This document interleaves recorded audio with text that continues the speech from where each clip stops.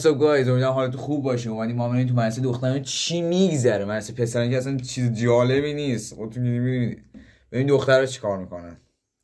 پس بی معطلی خب اولین ویدیو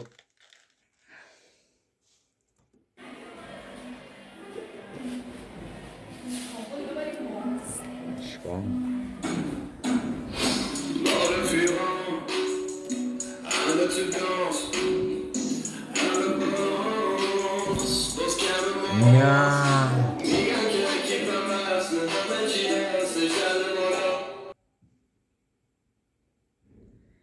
عجب چیزی. عمرن ما پسرم چی کاری بتونیم بکنیم. بابا خوش به حالتون. بکن من نمیدونم تو مدرسه شما چی میگذره، اما واقعا خیلی بهتر از مدرسه ما. جوجه کباب.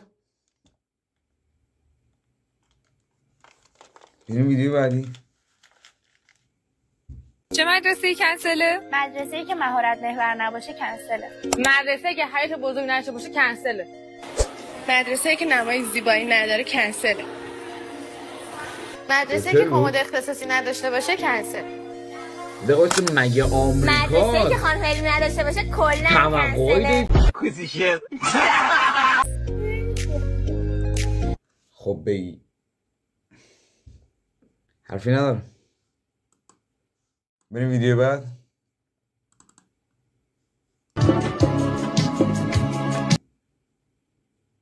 در دستشوی مدارس چه میگذرد؟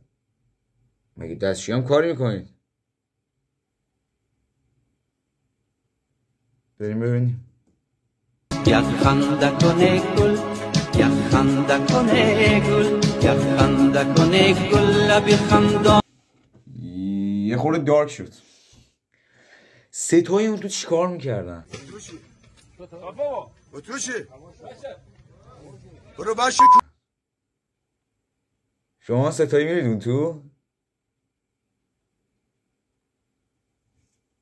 امیدوارم تنها برید.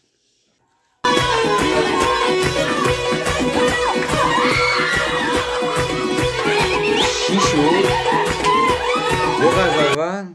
نیدم.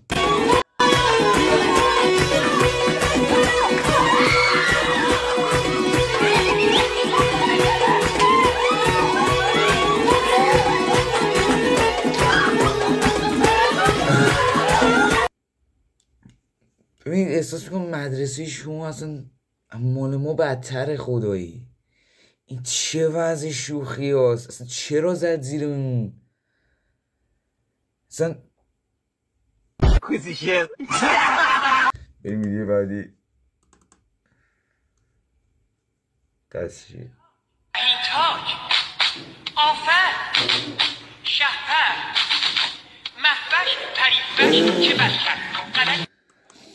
من نمیدونم واقعا شما تو این دستشویی چی کار میخواد؟ چرا؟ خب برید تو خود کلاس بگید مثلا همون اولی که جوجه کباب درست میکرد. یه سال کجا گرم میکنید؟ نمیدونم. دستشویی چرا اینا همش خیلی دارکه، ولی حداقل هتله.